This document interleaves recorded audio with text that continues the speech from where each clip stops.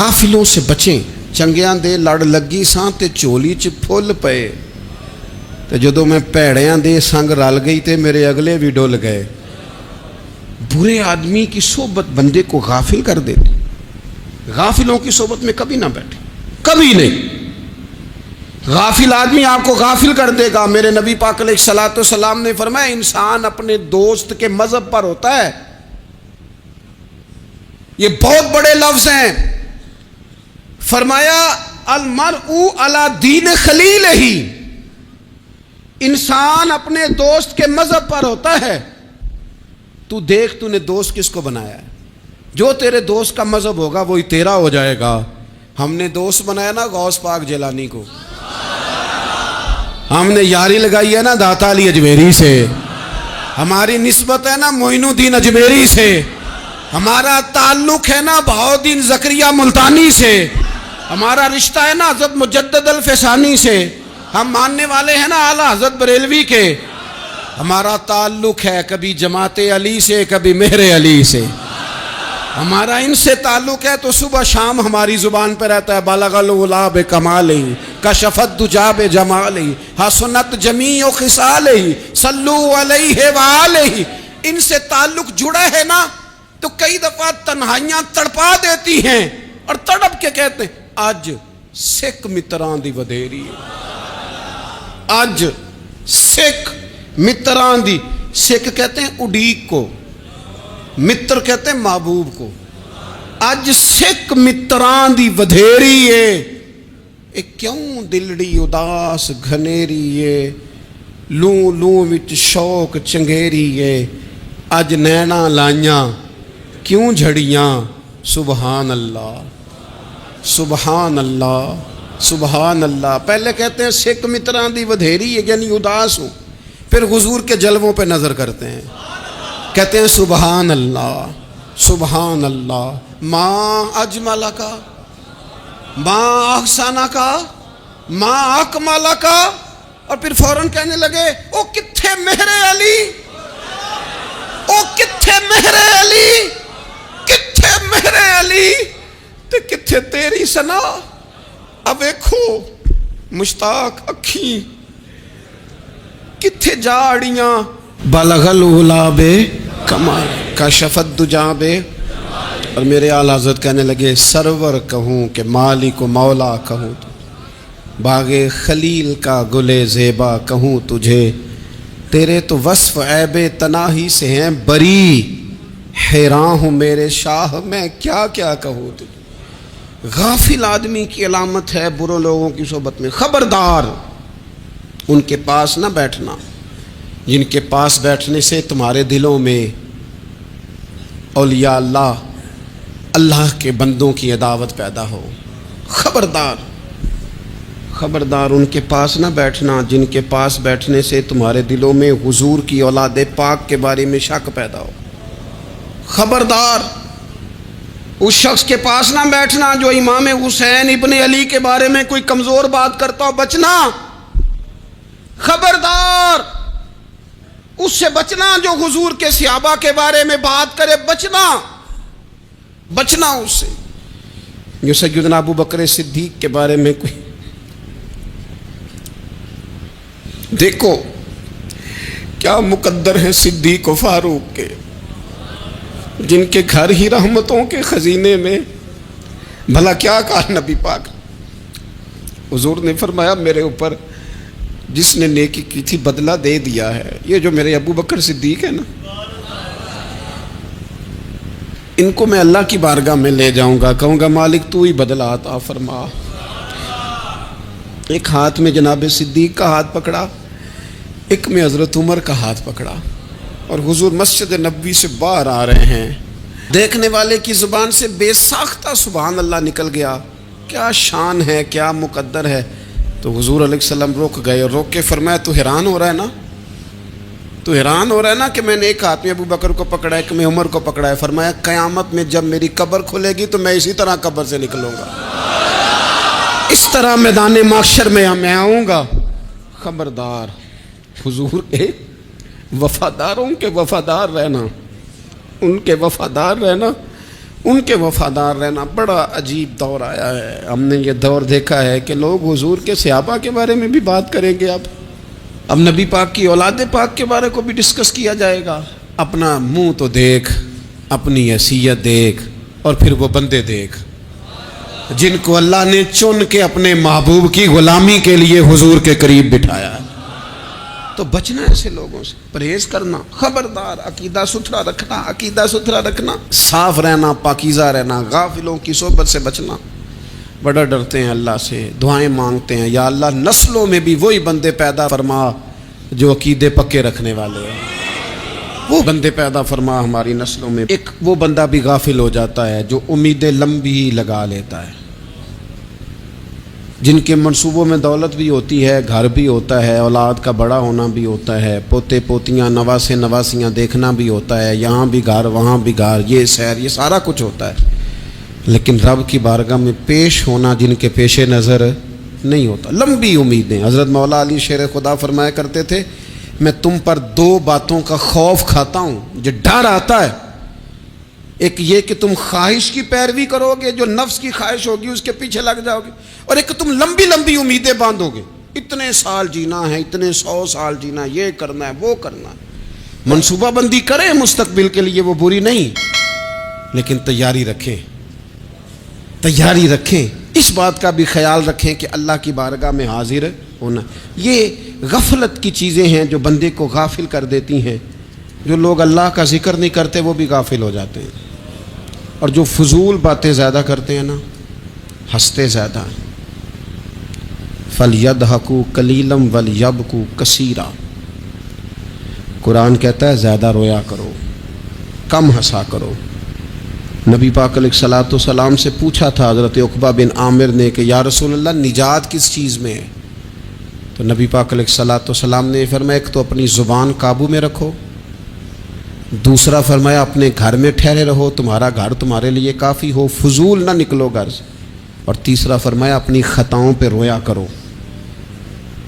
کثرت کلام اور فضول کلام اور بلا وجہ یہ بندے کو غافل کرتا ہے, دل کو سخت کرتا ہے. یہ چند چیزیں ہیں جو انسان کو غفلت میں ڈالتی ہیں. اپنے آپ کو ان چیزوں سے بچائیں اور غفلت کو توڑیں. آپ کے ذمے, میرے ذمے جو حقوق العباد ہیں ان کا پتہ کریں, جو اللہ رسول کے حقوق ہیں ان کی خبر دیکھیں. ہماری جو ذمہ داریاں ہیں ہم کس طرح انجام دے رہے ہیں اس پر توجہ کریں. اپنے معاملات کو ٹھیک کریں. ہم انسان ہیں, کوتاہیاں تو رہ جائیں گی, لیکن جب کوشش کریں گے تو پھر رب تعالیٰ مدد بھی فرمائے گا. ایک بات اور کرنی ہے, ایک تو میں نے عرض کیا غفلت کو توڑنا, ایک دوسری بات قرآن مجید کا ایک سبق اور. جب غفلت توڑنی ہے تو پھر لازمی طور پر ایک کام کرنا پڑے گا. میں نے یہ عرض کیا تھا کہ پلاننگ نہیں کرنی, فیصلہ کرنا ہے. تو فیصلہ کرنا ہے تو کرنا کیا ہے؟ پھر قرآن حکیم نے سورہ بقرہ میں کہا فاستبقوا الخیرات, یعنی تم نیکیوں کی طرف دوڑو, جلدی جلدی نیکیاں کرو, فٹافٹ, دیر نہ کرو. فٹافٹ سے مراد یہ نہیں کہ نیکی جلدی جلدی کر جاؤ, یعنی ٹال مٹول نہ کرو خیر کے کام میں. کل کریں گے, پرسوں کریں گے, عمرہ کر رہے ہیں پھر نیکی ہیں, حج کر رہے ہیں پھر نیکی ہیں, بچے بیال ہوں پھر میں نیک ہوں. یہ تھوڑا سا یہ کام ٹال مٹ. فاستبقوا الخیرات, نیکیوں کی طرف دوڑو, جلدی کرو, بھاگو. نبی پاک صلی اللہ تعالیٰ علیہ وسلم نے فرمایا 5 چیزوں کو 5 چیزوں سے پہلے غنیمت جانو.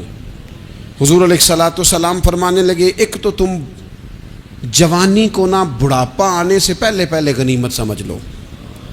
نبی کریم صلی اللہ تعالیٰ علیہ وآلہ وسلم ارشاد فرمانے لگے کہ اپنی صحت کو غنیمت جان لو بیماری آنے سے پہلے پہلے. پھر حضور علیہ الصلوۃ والسلام فرمانے لگے اگر اللہ نے تمہیں مال دیا ہے, وسعت دی ہے, تو نیکی کر لو, خرچ کر لو اللہ کے راستے. خدا نہ خواستہ تم پر غریبی آ جائے.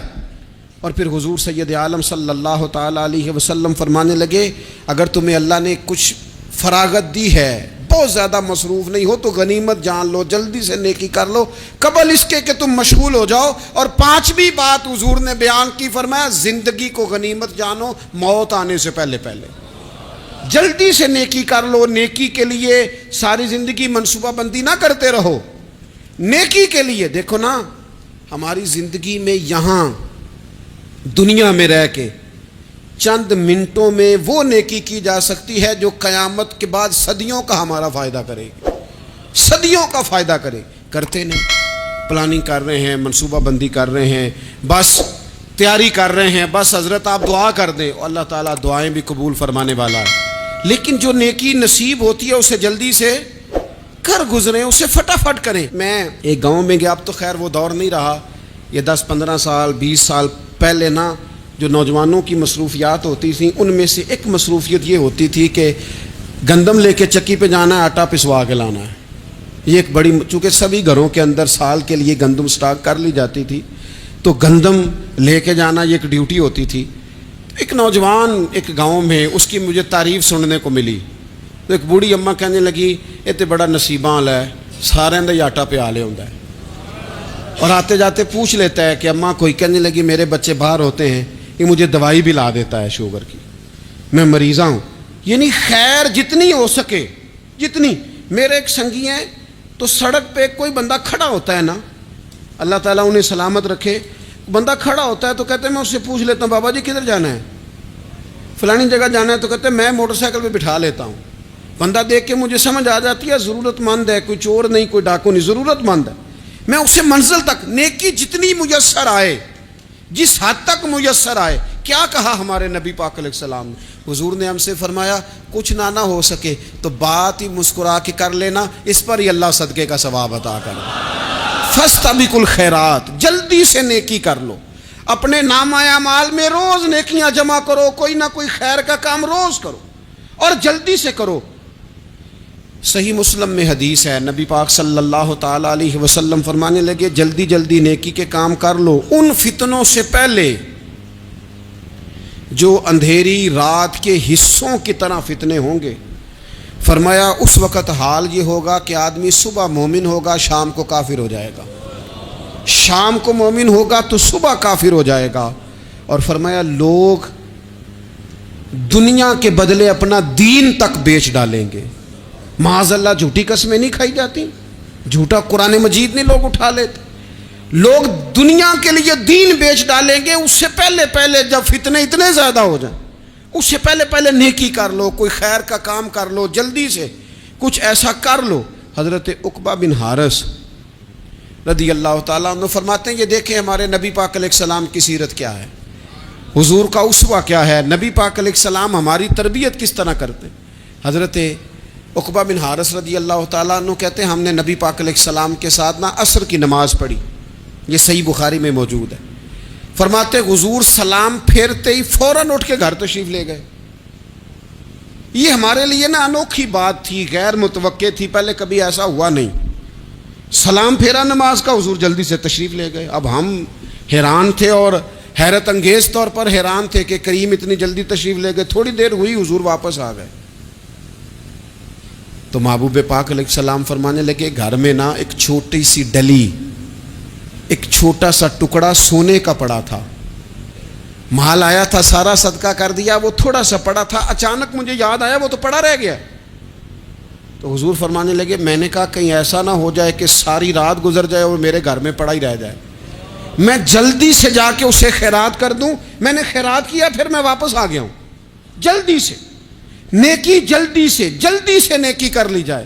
ہم بڑا انتظار کر رہے ہیں، بڑا لمبا ہمارا پروگرام ہے، ہمارے پاس ٹائم ہی بڑا ہے، کسی نے کان میں کہہ دیا ہے تیرے پاس بڑا وقت ہے، ابھی تو بڑی عمر پڑی ہے، ابھی تو جناب اور میرے بھائی یہ لوگوں کے کہنے کی باتیں ہیں، پھر پتہ ہی نہیں چلتا حالات کس طرح کے ہو جاتے ہیں اور کیا معاملات انسان کے ساتھ درپیش ہوتے ہیں۔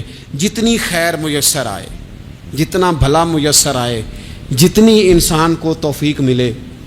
میں نے بزرگوں کو دیکھا، اپنے اصحاب کو،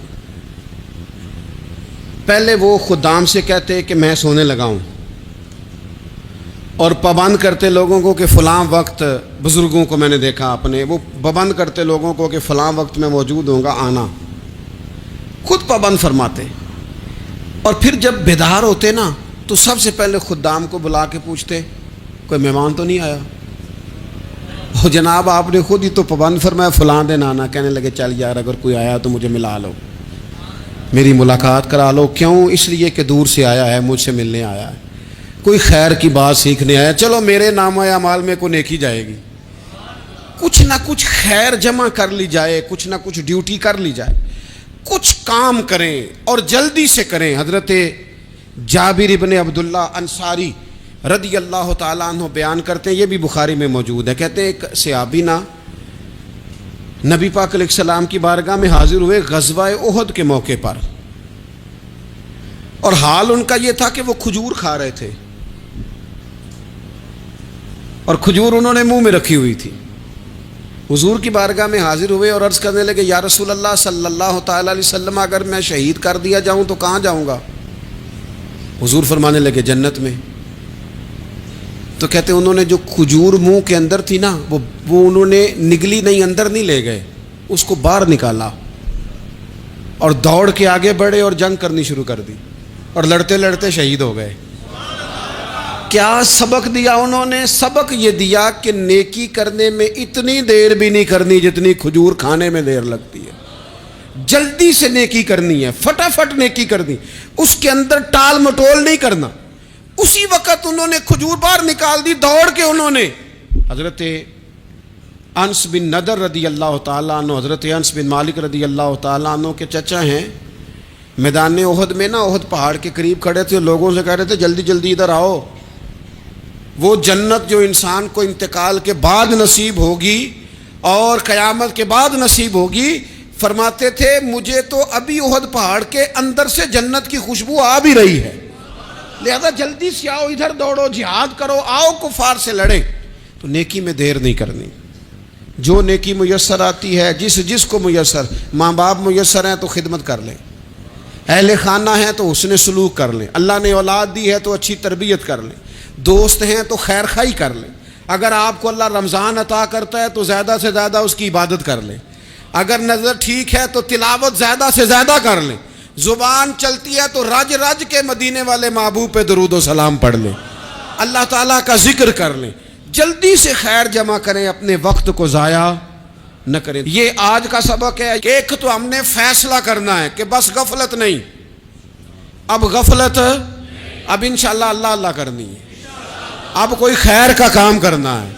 میرے حضرت کا ایک جملہ کبھی نہیں بھولنا، فرمایا کرتے تھے زمین کے اوپر کام، نیچے جا کے آرام. یہ چھوڑ دیں اتنے گھنٹے سونا ہے تو یہ کرنا ہے تو میری نیند میں دخل کوئی نہ ڈالے، پھر سوتے ہی رہ جائیں گے، سوتے ہی رہ جائیں. زمین کے اوپر کام اور نیچے جا کے جاگنا ہے. جاگ لے افلاک کے سائے تلے، پھر حشر تک سوتا رہے گا خاک کے سائے تلے. اب جاگ لے افلاک کے سائے کے نیچے، جاگ، کھول آنکھیں. ہر وقت کا سونا، ہر وقت سونا، ہر وقت جو اپنے آرام کی فکر کرنا، اس سے نکل آئیں اور اچھا کھانا اور اچھا پہننا اور بس اپنی مرضی کی زندگی من چاہی جینا، اس سے باہر آئیں. فیصلہ کریں، فیصلہ کہ اب غفلت نہیں کرنی. اگر اللہ نے کوئی صلاحیت دی ہے تو اسے دین کے کام پہ لگانا ہے، کوئی ڈیوٹی کرنی ہے، کوئی خدمت کرنی ہے. دیکھو خدمتیں ہو رہی ہیں، صدیق اکبر مال دے رہے ہیں، عثمان غنی مال دے رہے ہیں، مولا علی نے تلوار پکڑی ہے، میدان میں جا رہے ہیں، فاروق اعظم گلی گلی نگر نگر رسول اللہ کے دین کی پہرے داری کر رہے ہیں. حضرت جناب سیدنا سلمان فارسی ابو ذر غفاری حضور کی مسجد میں جھاڑو دے رہے ہیں، اور بلال حبشی وہ نبی پاک کی مسجد میں اذان پڑھتے رب نے اتنا عروج فرمایا کہ کعبے کی چھت پہ کھڑے ہو کے بھی اذان پڑھنی شروع، انہوں نے اذان دے دی. تو کوئی کام کرنا ہے، غفلت کو توڑنا ہے اور نیکی کرنی ہے ذرا جلدی جلدی. اور قرب الہی کے معاملات تک کو جو چیزیں نقصان پہنچاتی ہیں ان میں ایک بڑی چیز غفلت ہے. ایک لفظ ہوتا ہے جو ہمیں اکثر سننے کو ملتا ہے کہ آپ کی توجہ نہیں ہے. یہ ڈھیر سارے لوگوں کا مطالبہ ہوتا ہے، اہل خانہ بھی مطالبہ کرتے ہیں، کئی موقع پر والدین بھی مطالبہ کرتے ہیں، غرباء بھی مطالبہ کرتے ہیں کہ امیروں کی ہماری طرف توجہ نہیں ہے. اور یہ بڑی لازمی سی بات ہے کہ کسی چیز پر جب توجہ رہتی ہے تو وہ چیز بہتر ہو جاتی ہے، اور جب عدم توجہی کا لوگ مظاہرہ کرتے ہیں تو وہ معاملہ خراب ہو جاتا ہے. یہ جو عدم توجہ ہے اسی کو غفلت کہتے ہیں. اور جب انسان کے مزاج پر غفلت طاری ہوتی ہے اور غفلت اس پر پوری طرح غلبہ کر لیتی ہے تو پھر اس کی زرخیز زمین کو وہ بنجر کرتی ہے۔ غفلت انسانی دل کے لیے بڑی نقصان دہ چیز ہے اور انتہائی تکلیف اور ضرر کا باعث ہے۔ دلوں پر جو قحط نازل ہوتا ہے، قحط، ویران ہو جاتے ہیں دل، اور جو دلوں پر خشکی نازل ہوتی ہے کہ طبیعتیں خشک ہو جاتی ہیں، یہ غفلت کی وجہ سے ہوتی ہیں۔ جو لوگ غافل ہو جاتے ہیں نا، اپنے معاملات کا دھیان نہیں رکھتے، دیکھیں نا، آپ کو کھانا کھاتے بھی غافل نہیں ہونا چاہیے۔ اگر کھانا بھی غیر معتدل کھا لیا جائے تو وہ انسان کی طبیعت کے لیے باعث ضرر بن جاتا ہے، نقصان کا باعث بنتا ہے۔ بات کرتے ہوئے بھی غافل نہیں ہونا چاہیے، کئی دفعہ جملے ایسے نکل جاتے ہیں جو انسان کے لیے پھر شرمندگی کا باعث بنتے ہیں۔